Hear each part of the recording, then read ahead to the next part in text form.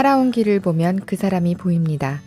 새 시대를 여는 첫 대통령, 문재인 스토리, 세 번째 이야기입니다.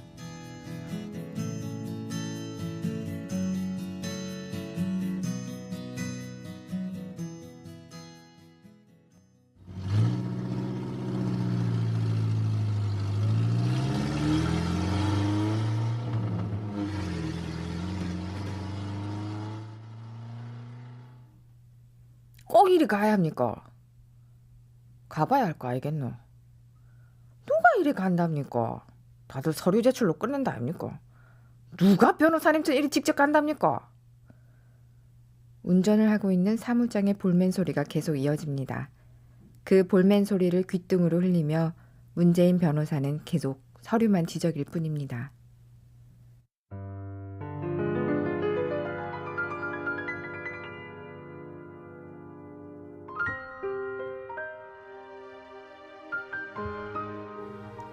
차가 드디어 공장에 도착합니다. 울산의 한 대기업입니다. 하늘을 찌를 듯 솟아오른 거대한 크레인들이 줄을 지어 늘어선 곳. 그중 한 크레인 밑에 노동자들이 모여 있습니다. 크레인 끝에는 노동자가 매달려 있습니다. 노동자들이 마지막에 선택하게 된다는 그 유명한 고공 크레인 농성. 바로 그 현장입니다. 문재인 변호사가 성큼성큼 그곳으로 다가갑니다.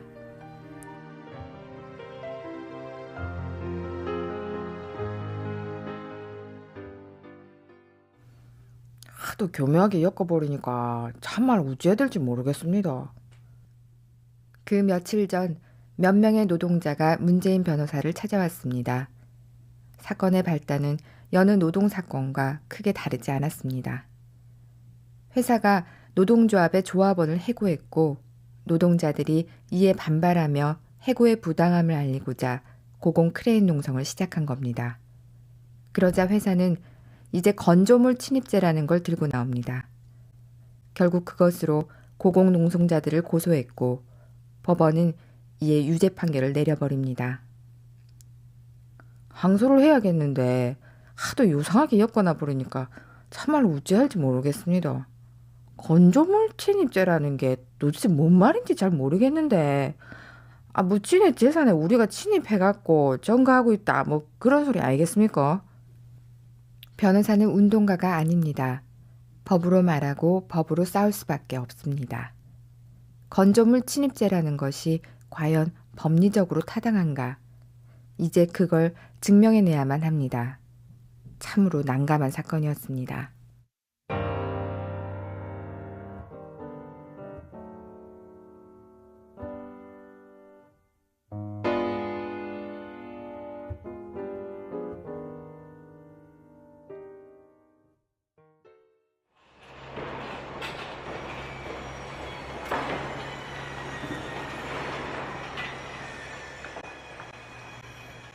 오늘이 며칠째입니까? 오늘로 40일 넘었다 아닙니까? 현장에 도착한 문재인 변호사가 까마득한 고공 크레인을 올려다봅니다. 92m, 30층 높이입니다. 올려다보는 것만으로도 현기증이 날 지경인데 그 높다란 끝에 노동자가 걸려 있습니다. 그것도 40일째. 잠시 크레인을 올려다보며 생각에 잠기던 문재인 변호사가 갑자기 위쪽 허리를 벗습니다. 내가 올라가 봐야겠습니다. 뭐라고 해? 변호사님이 저기를 올라간다고 해? 왜요? 올라가는 사다리가 있을 거 아닙니까? 있기는 있는데 그 아무나 못 올라가는 데입니다. 우리도 올라가려고 하면 다리가 후들거리는 파인데 변호사님 어째 저기로 올라갑니까? 농담인 줄 알았습니다. 그런데 이 이상한 변호사 농담이 아닌 모양입니다. 성큼성큼 앞으로 다가가더니 크레인의 사다리를 부여잡습니다. 그리곤 정말로 거기를 기어오르기 시작합니다.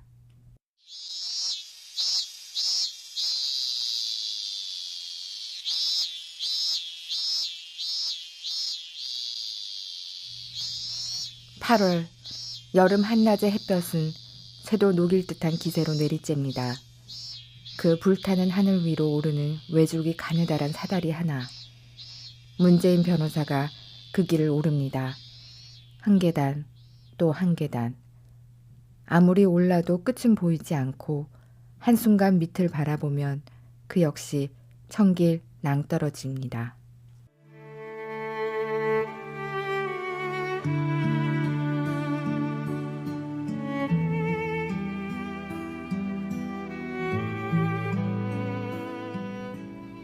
도대체 얼마나 더 올라가야 저 노동자에게 다다를 수 있는 것일까?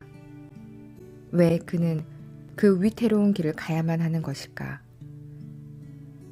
저 아래 지상에 수많은 변호사가 있습니다. 변호사, 편안하고 안락한 삶이 보장된 최고의 직업이죠. 그러나 그 삶을 버리고 지금 한 명의 변호사가 고공 크레인을 오르고 있습니다. 거기에 노동자가 있다잖아요. 나더러 도와달라 하는데 가봐야 할 거 아닙니까? 문재인 변호사. 그는 그런 사람이었습니다.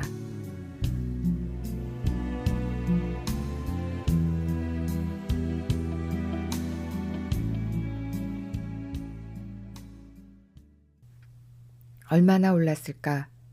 드디어 30층 높이 92m 고공 크레인의 끝입니다. 마지막 한 발. 이미 손도 발도 힘이 다 빠져버린 그가 힘겹게 그 마지막 한 발을 딛습니다. 그 순간 온몸에 땀을 뒤집어 쓴 채 느닷없이 고개를 들이밀고 나타난 남자 앞에서 노동자들은 경악합니다. 이게 뭐고? 누구십니까? 문재인입니다. 뭐라고 해?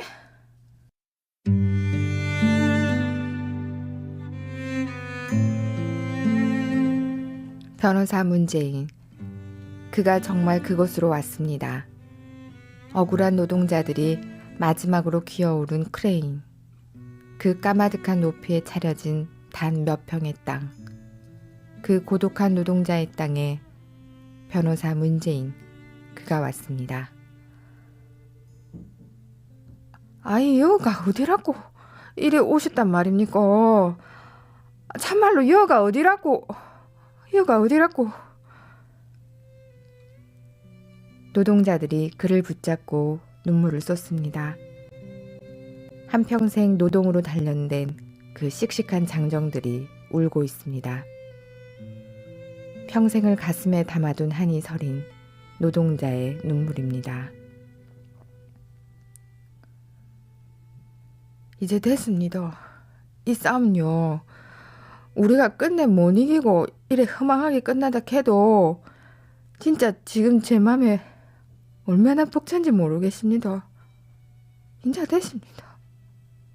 참말로 인자 됐습니다.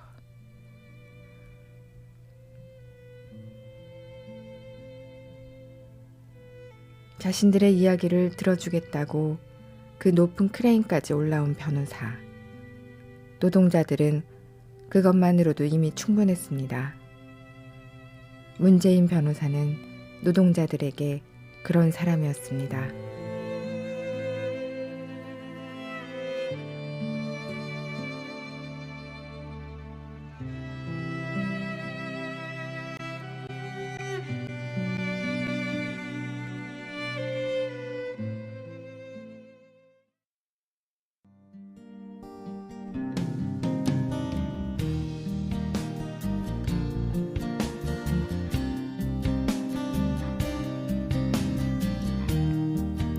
살아온 길을 보면 그 사람이 보입니다.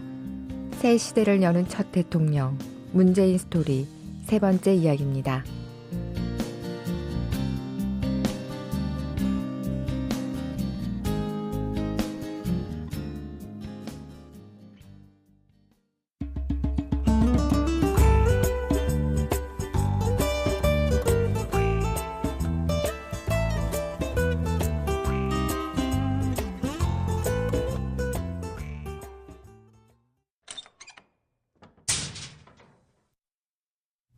면회. 축하해. 유치장에 갇힌 사람에게 뭘 축하해? 사법고시 합격. 면회실로 들어선 정숙 씨가 환하게 웃고 있습니다. 먼 훗날 그의 아내가 되는 정숙 씨입니다. 맨날 데모만 하는 줄 알았더니 언제 그 공부는 다 한 거예요? 근데 되게 기분 이상하다. 유치장에 갇힌 사람한테 사법고시 합격했어요 그러려니까. 그때 문재인은 유신 반대 시위를 하다 구속된 상태였습니다. 하필이면 그곳에서 그 기쁜 소식을 듣게 될 줄을 몰랐습니다. 훗날 생각해보면 그것도 운명이었던 것 같습니다. 세상에서 가장 낮고 누추한 곳이라 할 유치장. 바로 그곳에서 합격 통지서를 받았습니다. 그것은 어쩌면 그가 평생 가장 낮고 누추한 곳에 머무르게 될 거라는 암시 같은 것이었는지도 모릅니다.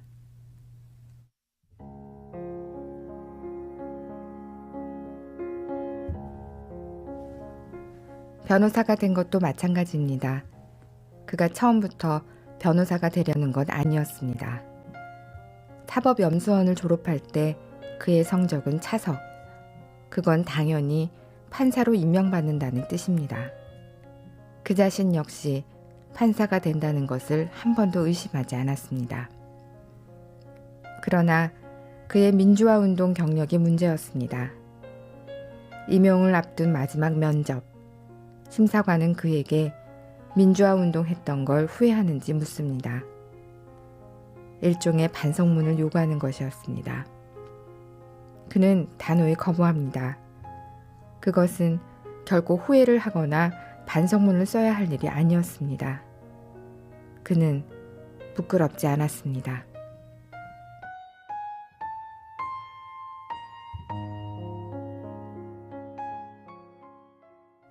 결과는 뻔했습니다. 차석의 성적이었건만 그는 판사에 임용되지 못합니다. 그는 기꺼이 변호사의 길을 받아들입니다.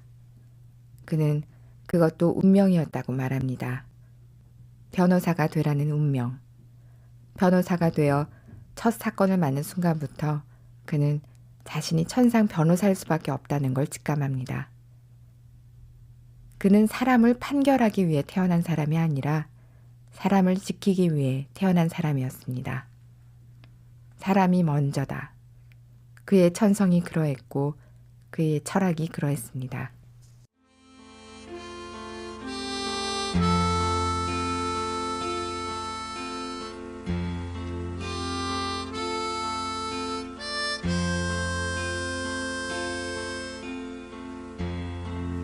문재인이 변호사가 돼 부산에 도착했던 80년대 초반, 현장의 노동인권은 말이 아니었습니다. 점심때 밥 좀 편히 먹게 해달라 요구해도 해고였고, 화장실 칸막이 좀 해달라 해도 해고였습니다. 불만 있으면 나가란 식이었고, 단체 행동을 하면 불법이 됐습니다.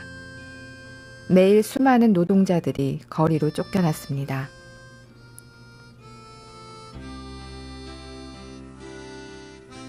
니 들어봤나? 그 부민동에 아있나 그 인권 변호사라는 게 있다 카대. 그게 뭔데? 우리같이 억울한 사람 형편 봐주는데 아이가. 뭔 뻘소리고? 형편을 봐주긴 누가 봐주노? 그게 다 우리 등쳐물라고 하는 짓이다. 뭐 그렇기는 한데 밑자에 본전 아이가? 한 가보자.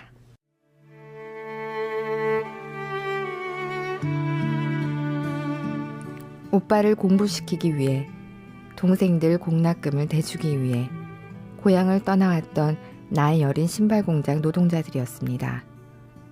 그들이 문재인 변호사를 찾았던 겁니다. 그래, 너무 걱정하지 마세요. 식사는 하셨습니까?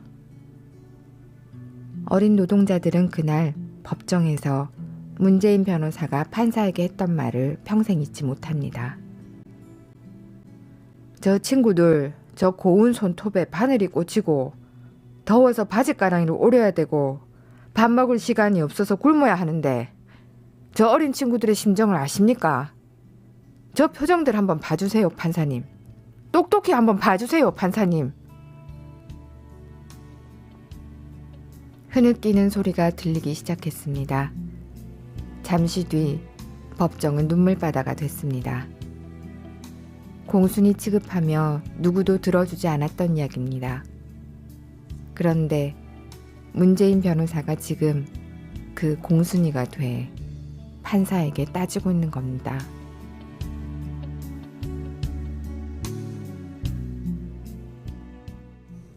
그렇게 문재인 변호사, 오직 약자의 편에 선 그의 인권 이야기들이 쌓이기 시작합니다. 지프차를 타고 부산, 창원, 울산, 마산으로 뛰어다니며 노동자들의 말을 귀담아 들었습니다. 그의 진심 어린 행동과 눈동자는 노동자들의 가슴에 스며들었습니다. 1시간이고 2시간이고 자신의 응어리진 기막힌 사연들을 이 젊은 변호사 앞에 꺼내놓고 싶었습니다. 문재인은 가슴에 새겼고 변론을 마다하지 않았습니다. 그리하여 노동자들은 말했습니다. 문재인, 그는 우리처럼 돈 없고 힘없는 사람들에게 진정한 백이었다.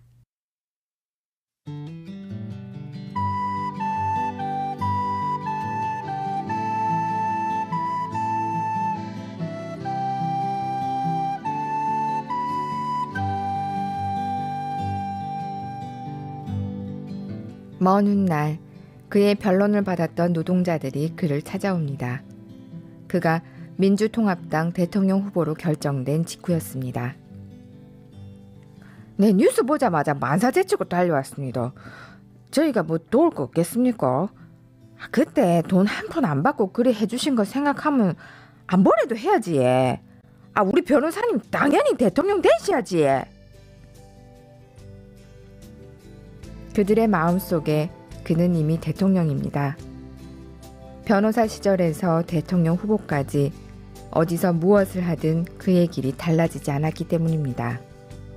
그때 그랬듯이 지금도 한결같이 그의 길은 가장 낮은 곳 사람들 속으로 향합니다. 돈보다 권세보다 명예보다 그에겐 늘 사람이 먼저입니다.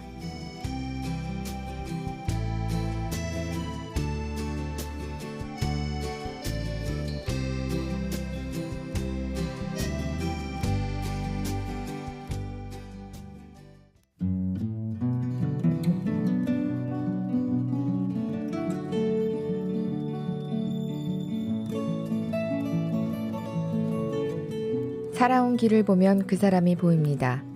새 시대를 여는 첫 대통령, 문재인 스토리. 다음 이 시간에는 네 번째 이야기, 청년 문재인의 사랑이 이어집니다.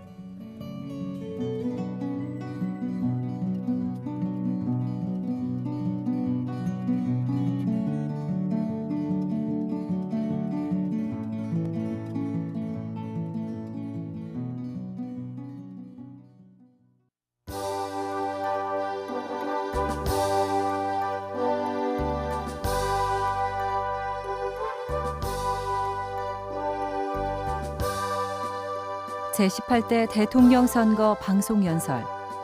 지금까지 민주통합당 김여진 연설원의 연설을 들으셨습니다.